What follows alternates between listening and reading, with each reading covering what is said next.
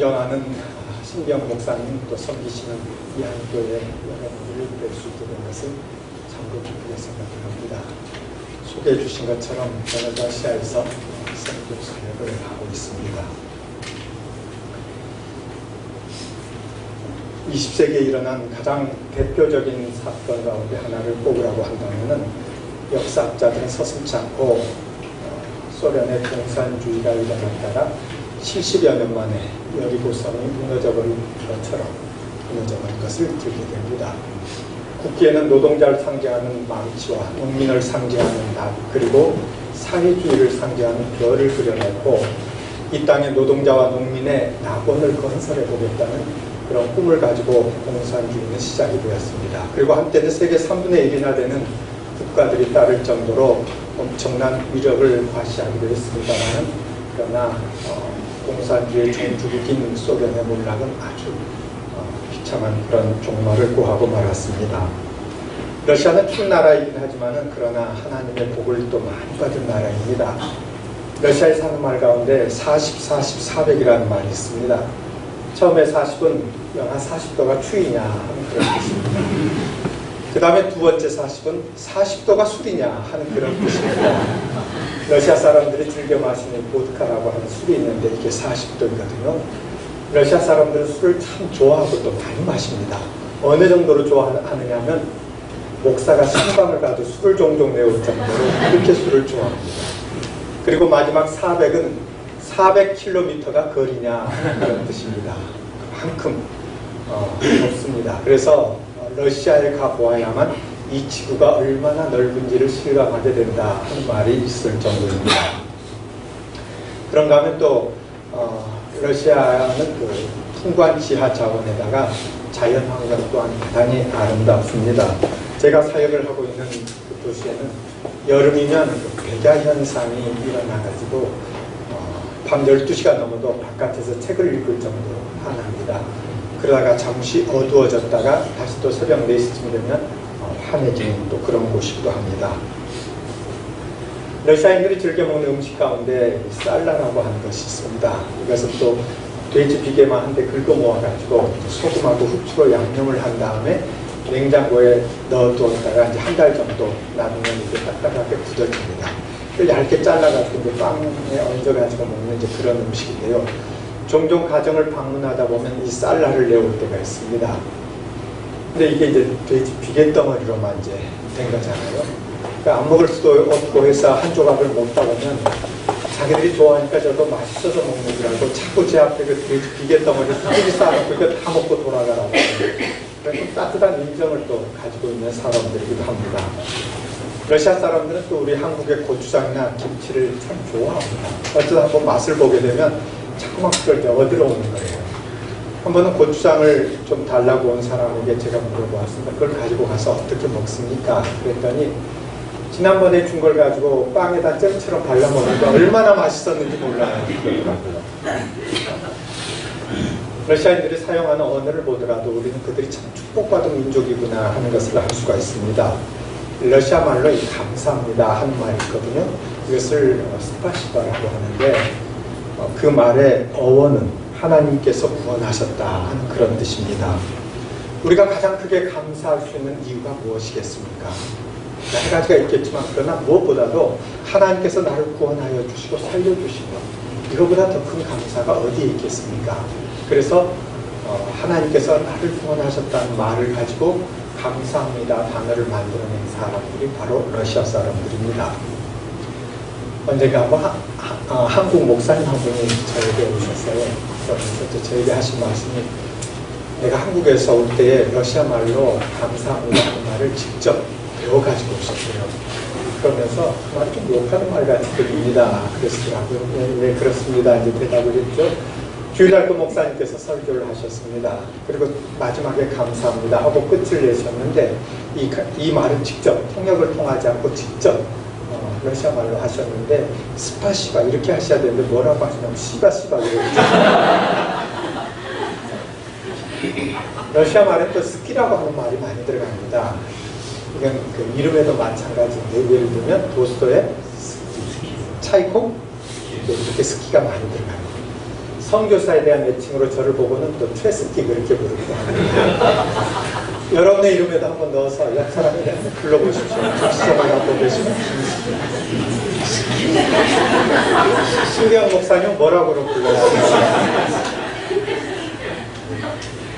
러시아에 간 지 얼마 안 된 어떤 한국 사람은 길거리에서 버스를 기다리고 있는데 러시아 사람이 다가오더니 다짜고짜 나쁜 새끼 그러더니 욕하지 말라고 노 했답니다. 그랬더니 이번에 이제 그따위 새끼 또 그러더라고요. 또 욕하지 말라고 또 노 했답니다. 그랬더니 이번에는 가라이 새끼 또 그러더라고요. 나중에 이 사람은 이제 러시아 말을 배우면서 알게 됐습니다. 그 러시아 사람이 처음 물어본 건 당신 일본 사람이냐 그렇게 이제 물어본 겁니다. 일본 사람을 야쁜 새끼라고 그러거든요. 이걸 잘못 듣고 나쁜 새끼로 그렇게 알아요. 아니라고 하니까 그럼 중국 사람이냐 또 그렇게 물어본 거예요.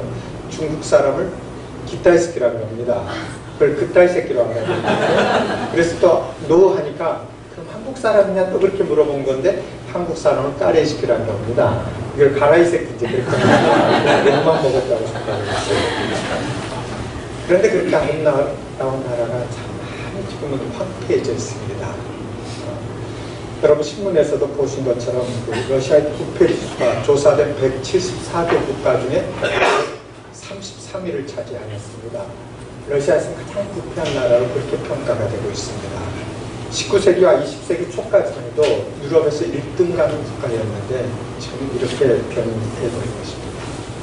술과 마약에 중독된 청소년들이 심각한 사회 문제로 등장한 것은 참 오래되었습니다. 공산주의는 최고의 이념이고 레닌은 구세주라고 그렇게 배워왔는데 그게 하루아침에 무너져버리니까 이 사상의 공백 상태에서 술과 마약 이런 것으로 그들의 그 허물을 달려가고 있는 것입니다. 그런 까닭에 러시아의 그리스도인들은 지금 영혼의 눈을 뜨면서 하나님을 떠나서 살았던 그 삶이 얼마나 어리석었던 것인가 그것을 뼈아프게 느끼고 있습니다. 그들은 하나님을 떠나서 살았던 그 시절을 한 많은 세월 잃어버린 축복 그 두 말로 표현을 하고 있습니다.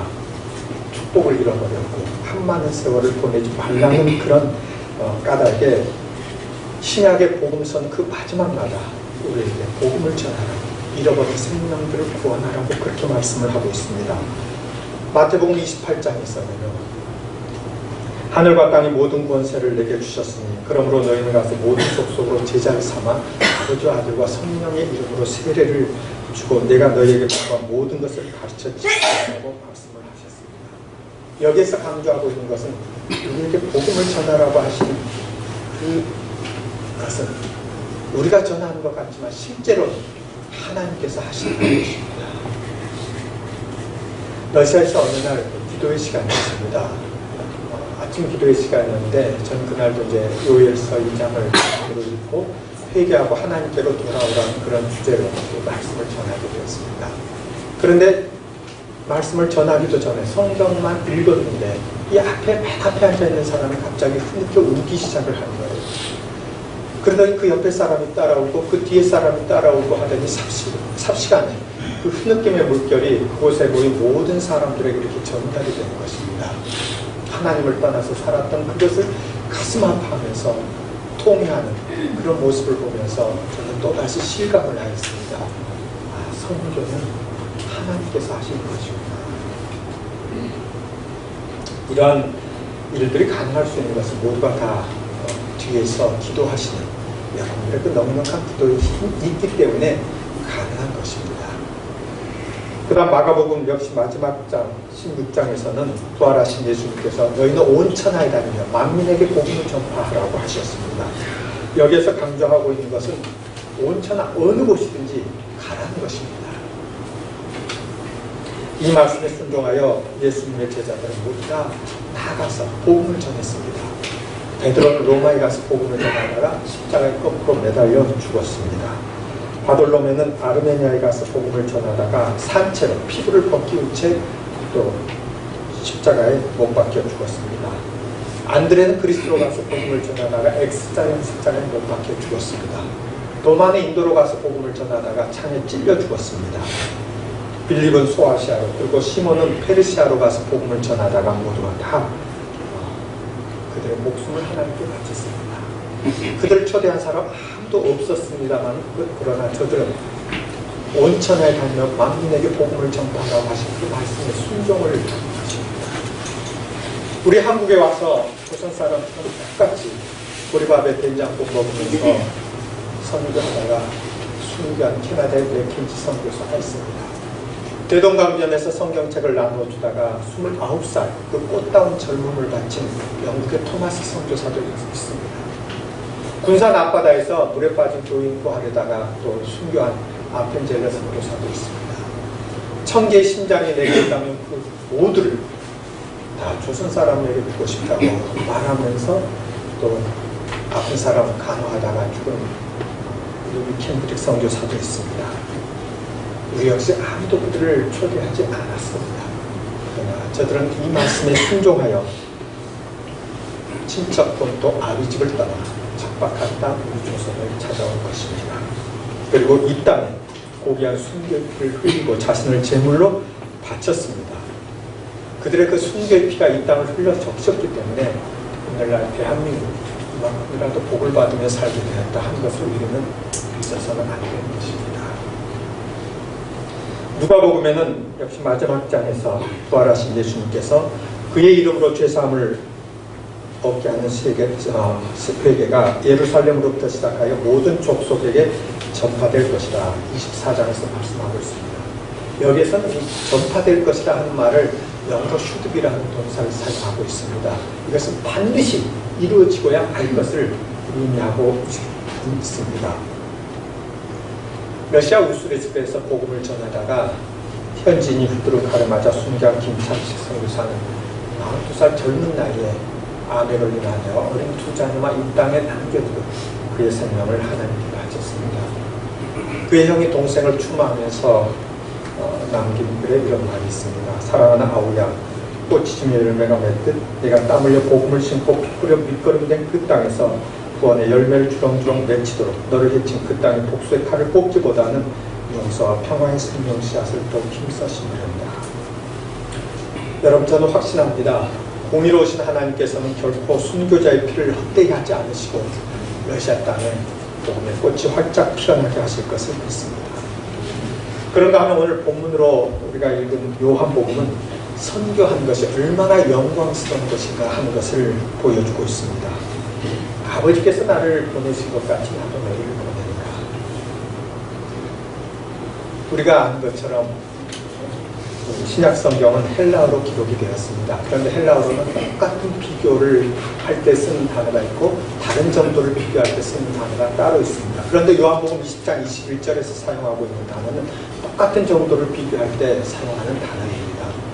아버지께서 나를 보내신 것하고 내가 너희를 보낸 것하고 그건 똑같은 것이다. 지금 그런 말씀을 하고 있는 것입니다. 우리가 선교를 위해서 복음 전하는 일을 위해서 주님의 말씀에 순종하잖아요. 그것은 성부 하나님께 순종해서 이 땅에 오신 성자 예수님의 그 사역과 같다는 것입니다. 그래서 우리가 복음 전하는 일에 힘쓰는 것은 그토록 영광스러운 일이 되는 것이고 그토록 축복된 일이 된다는 거예요. 어떻게 이런 일이 가능할 수 있습니까? 그것은 잃어버린 한 영혼에 대한 하나님의 애타는 마음 때문에 그런 것입니다.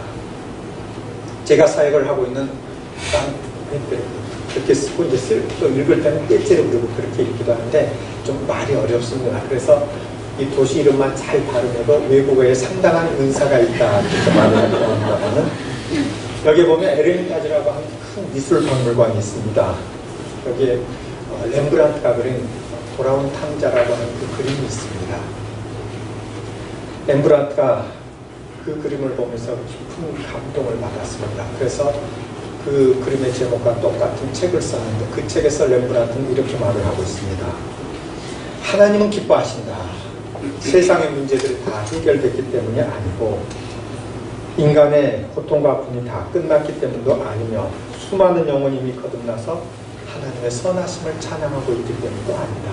하나님은 단지 잃어버린 자녀 하나를 찾으신 것 때문에 기뻐하신다. 그렇습니다. 하나님은 단지 잃어버린 자녀 하나를 찾으시는 것 때문에 기뻐하시는 것입니다. 오늘 종교개혁 또 기념주일이자 성찬주일인데 신 목사님께서 왜 오늘 저를 부르셨을까? 제가 그 생각을 해보니까 정말 종교개혁의 참 의미는, 그리고 우리가 성찬에 참여하는 그 참된 의미는 바로 잃어버린 영혼들, 그들을 구원하는 것이고, 그리고 그들의 아픔에 우리가 함께 다가가는 그것일 것 같다 하는 그런 생각을 제가 했습니다. 쉰들러 리스트라고 하는 영화가 있습니다. 이 영화는 2차 대전 당시 폴란드를 배경으로 하고 있는데, 주인공 쉰들러가 자기의 재산을 많이 이렇게 사용하면서 독가스실로 가게 되는 많은 유대인들을 살린다는 그런 내용입니다. 이제 전쟁이 끝나게 되었고 독일 사람인 쉰들러도 자기의 조국으로 돌아가야만 했습니다. 이제 쉰들러가 떠나는 날, 쉰들러 때문에 살아나게 된 수많은 사람들이 모여가지고 자기의 그 금발을 빼내가지고 그걸로 반지를 하나 만들었습니다. 그리고 반지를 이제 쉰들러에게 선물로 주는데, 그 반지 안에는 탈무드의 한 글귀를 새겨 넣었습니다. 누구든지 한 생명을 구하는 자는 온 세상을 구하는 것이다. 반지에 새겨진 그 글귀를 보면서 쉰들러가 통곡하면서 절규를 합니다. 내가 이 차를 팔았더라면 10명은 더 살릴 수가 있었는데, 내가 이 장식품을 팔았더라면 2명은 더 구할 수가 있었는데, 그리 멀지 않은 날 우리가 하나님 앞에 설 때에 우리 역시 쉰들러처럼 통곡하지 않는다는 보장을 누가 할 수 있겠습니까? 내가 조금만 더 헌신을 했더라면 10명은 더 살릴 수 있어요. 내가 조금만 더 기도했더라면 2명은 더 구원할 수가 있어요.